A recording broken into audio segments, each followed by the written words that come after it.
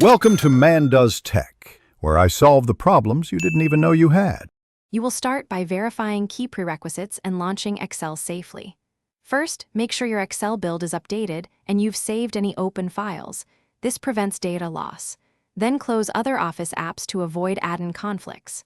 Next, open Excel in safe mode by holding Control while launching. This bypasses add-ins and customizations so you can isolate the menu issue. Once done, make sure the menu appears in safe mode before moving to the next corrective steps.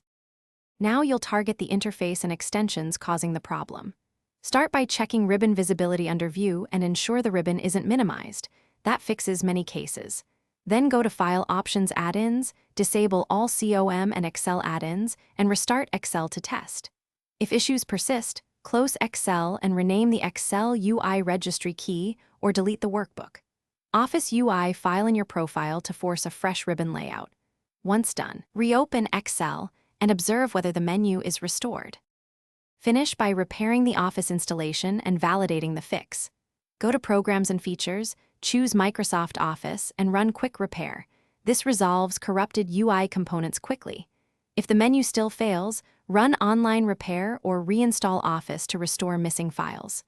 Also create a new Windows user or test in safe mode to ensure the problem isn't profile-specific. If repairs fail, try the one-key troubleshooting tip.